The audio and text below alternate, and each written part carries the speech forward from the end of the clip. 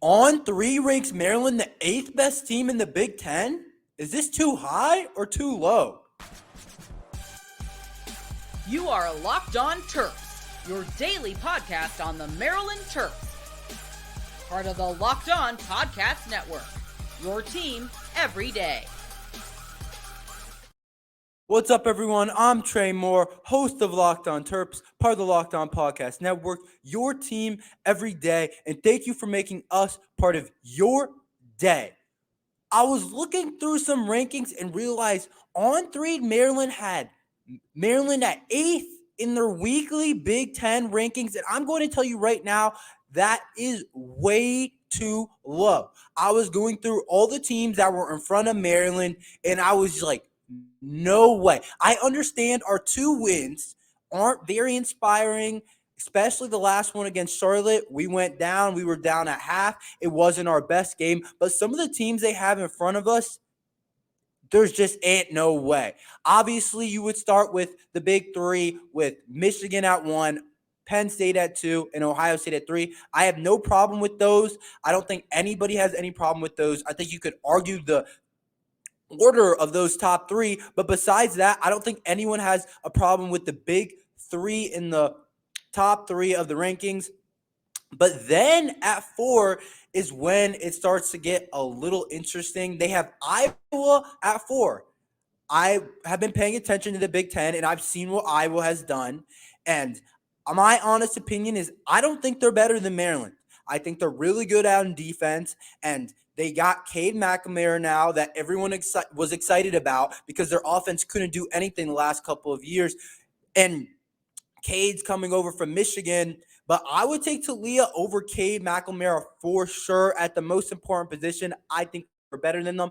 And it's not like Cade has been lighting the world on fire. Let me read you a quick stat line. He went 12 of 22 for 123 yards, 1 interception against Iowa State. Iowa State's not a powerhouse right now. They're not an amazing program. They're a solid team, but 12 of 22 against Iowa State, that doesn't do it for me. They beat Utah State 24-14. Clearly, their defense is getting some stops still, but I think our defense is actually really good too. I think our defense matches up with Iowa's defense. Okay, you can give the edge to Iowa, but on offense, I think we're better pretty much everywhere except for maybe offensive line. We're better at quarterback. Talia is better than Cade. I think we're better at running back. I think our wide receiver group is deeper. I think we can beat them. I think we're the better team. But if you want to put Iowa at 4, okay. They're ranked 25th in the country, and they do have a good defense, but I think they're a little bit overrated. I think, honestly, you could slide Maryland in there at 4 or right behind Iowa. But this is when it starts to get crazy. We have Minnesota at 5. Did we see them play Nebraska? I understand Maryland hasn't played particularly well, but Nebraska looked so uninspiring. I mean, Minnesota looked really uninspiring against Nebraska and Coach Rule. It was a 10-13 game. Not good win at all. Nebraska was trying to lose that game, and it was 10-13 in a game where Nebraska's quarterback threw 3 picks. 3 picks. Their quarterback, Jeff Sims, threw 3 picks, and Minnesota could only win 10-13. And we just saw Nebraska get crushed by Colorado. I understand everyone's on the Colorado hype train. I understand Colorado has one of the best quarterbacks in the country, Shedeur Sanders. But that Nebraska team isn't very good. So that 10-13 win against Nebraska for Minnesota doesn't look good to me. I can't see putting them at 5. There's no world that right now that Minnesota team is better than our Maryland team.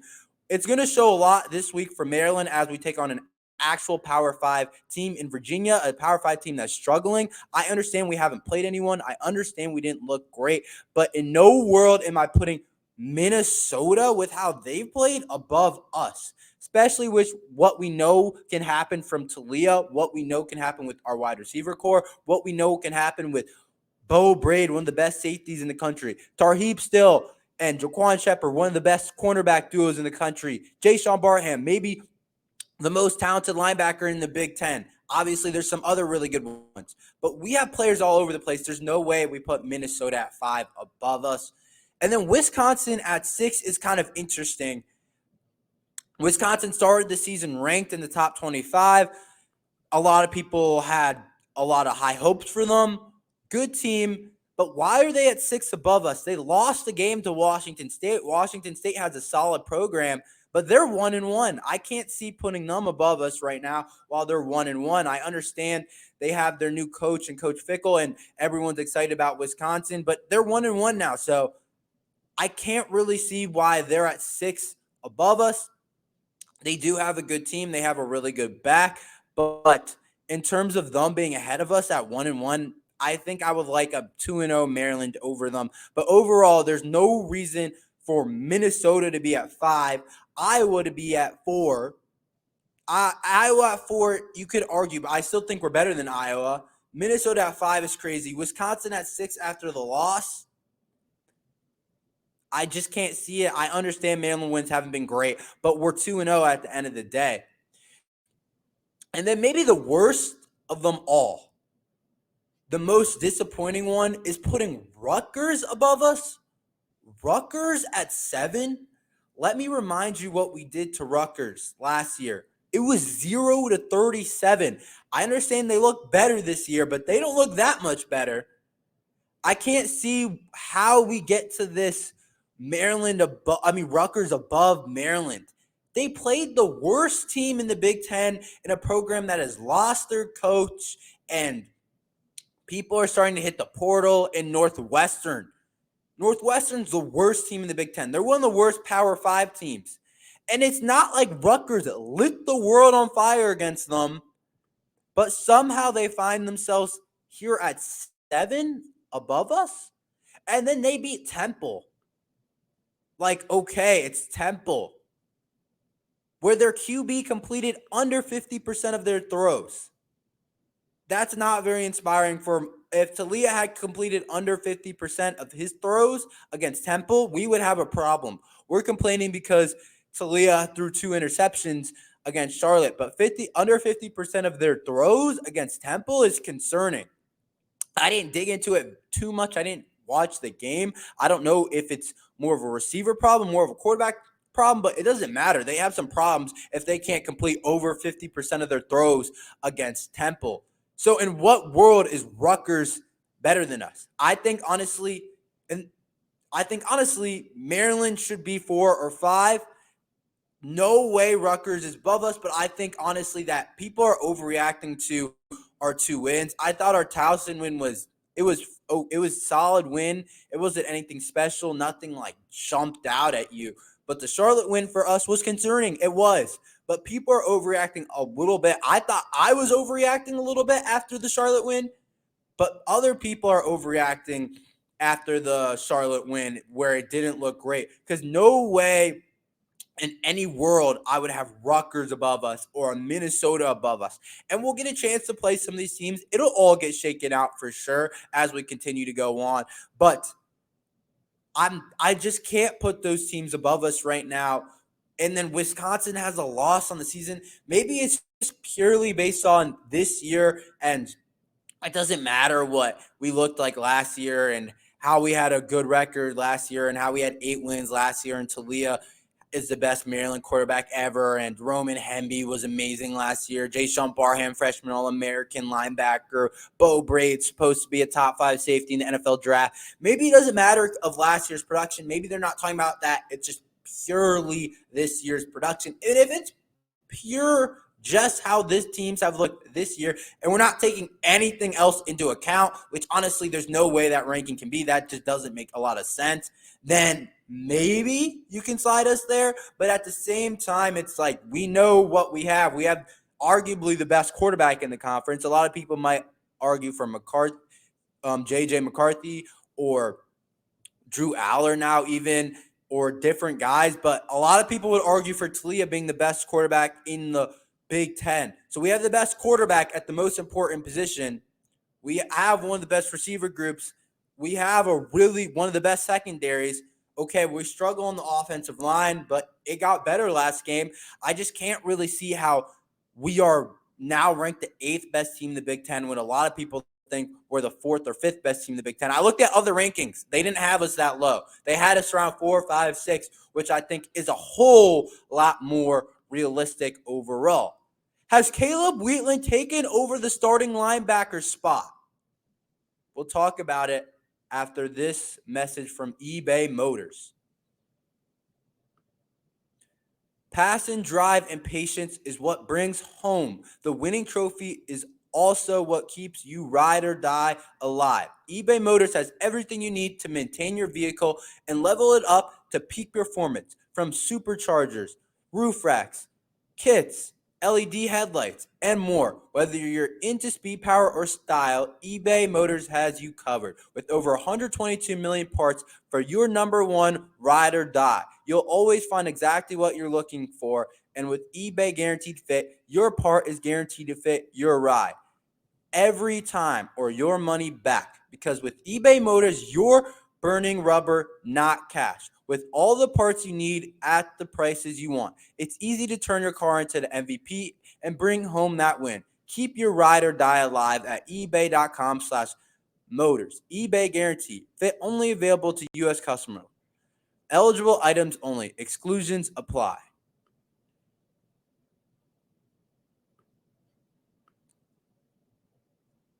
Jaishawn Barham is the leader of the linebacker room, but Caleb Wheatland deserves to be the other starter.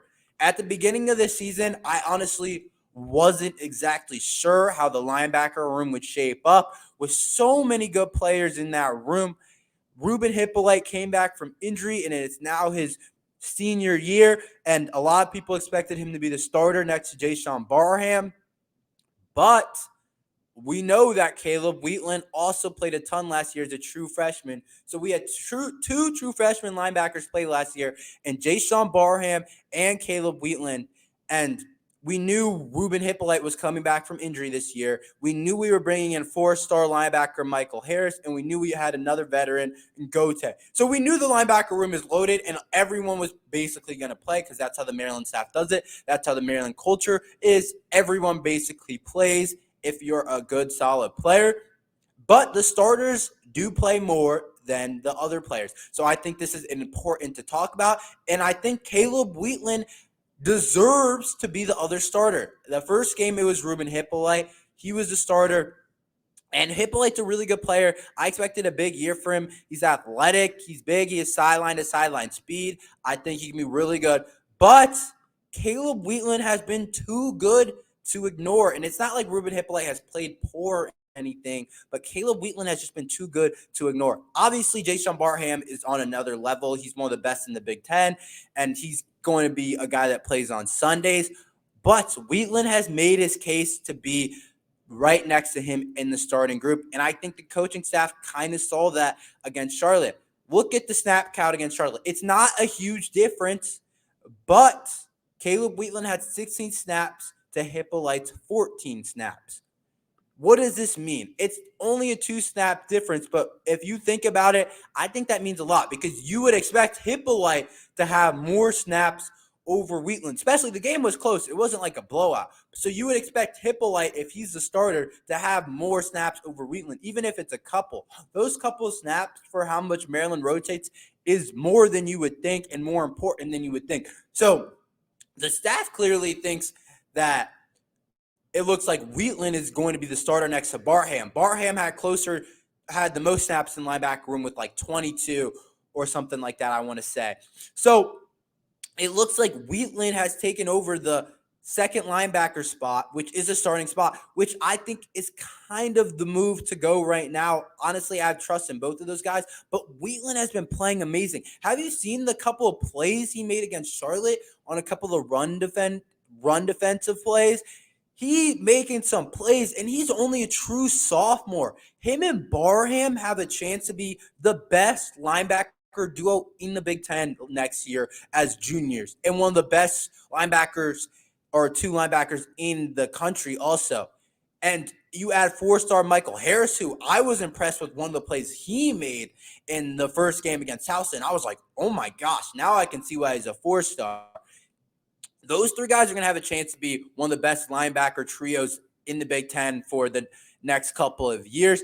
Like I said, I think Hyppolite's awesome, veteran player with talent, but Wheatland has just flashed so much. And then I saw on Instagram, Maryland named Wheatland the defensive MVP of the last game against Charlotte. I actually said it was Jaishawn Barham because Jaishawn Barham had 2 sacks and whatnot, but they said it was Wheatland. So you can see that he's clearly played really well. I want to say he had 5 tackles against Charlotte, and he's really good against the run. And he's not like a freak of nature or anything like that, or a guy that's going to surprise you with his athletic tools, but he's just going to make the right play, right time, be in the right gaps. And honestly, I think we kind of need that. Barham's kind of the freak. He's the guy that can come off the edge. He's the guy that can run a 4.5, 4.6, 40. Like, Barham's the freak of the group. Wheatland can be the solid guy, solid player, always in the right spot, always in the making good plays. But I do want to emphasize, I think Hyppolite's a really good player, and I don't know what they're going to do next game. I'll be interested to see. I think it's a big competition in that linebacker room. But like I said, they love to rotate guys through, so different guys play a lot. But I also want to see Michael Harris. There was a second where I was like, there's a possibility I think Michael Harris should be the actual starter next to Jaishawn Barham, but I've taken that back. I want to see Michael Harris develop a little bit more.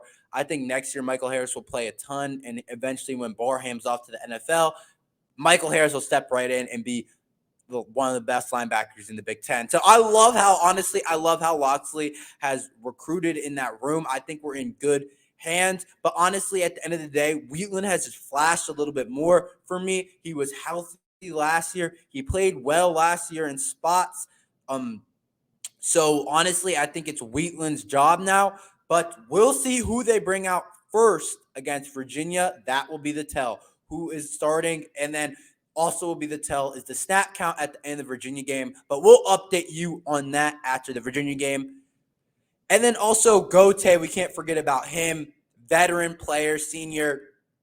He's also very solid. He gets to play. He's not anything super special or anything, but he's similar to Wheatland in the fact that he's a guy that we can trust just to be in the right position and make some plays.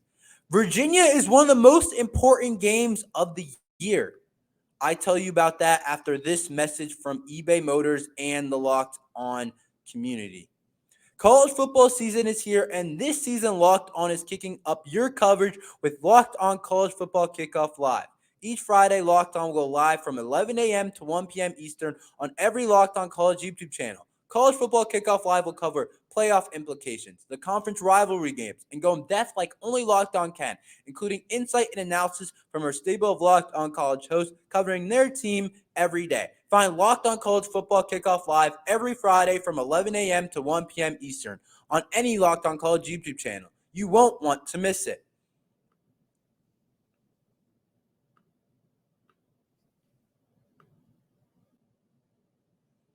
Everyone should be empowered to care for themselves and their loved ones during the unexpected.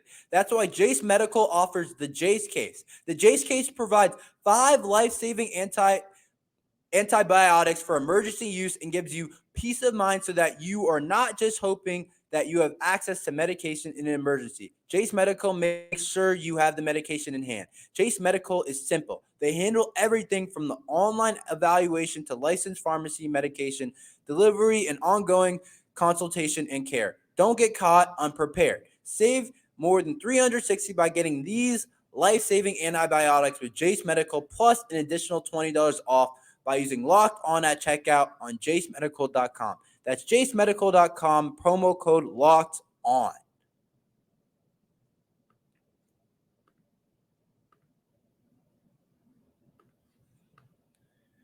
Maryland versus Virginia is one of the most important games of the year, including Big Ten games. I want to read this quote, what Coach Locksley said about it being a rivalry.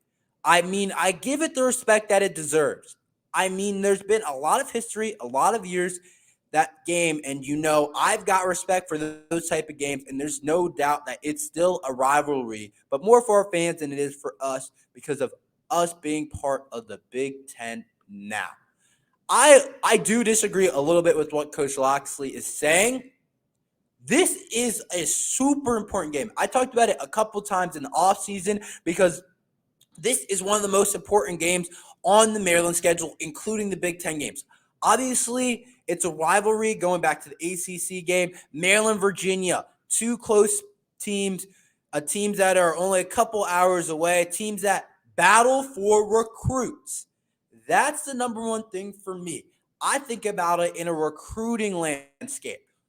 Recruiting is the most important thing for college football. That's how you build your program.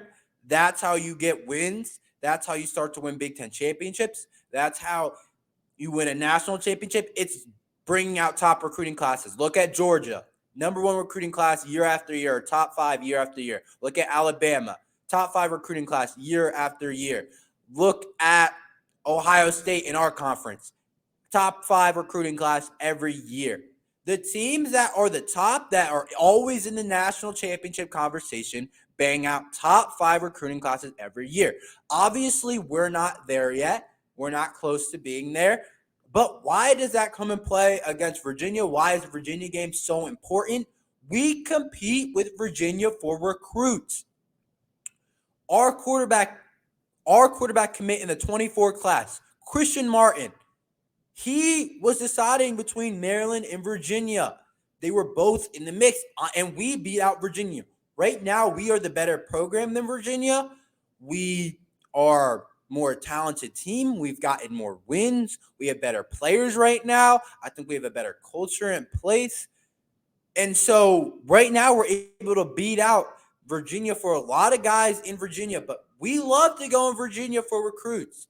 It's called the DMV recruiting for a reason. DC, Maryland, and Virginia. Those are the main guys that Maryland is going to get. Over 50% of Maryland's roster is part or was from the DMV area. So we need to maintain being a better program than Virginia in all around in anything. It's very important that we beat them because we want to continue to go into Virginia and get top recruits.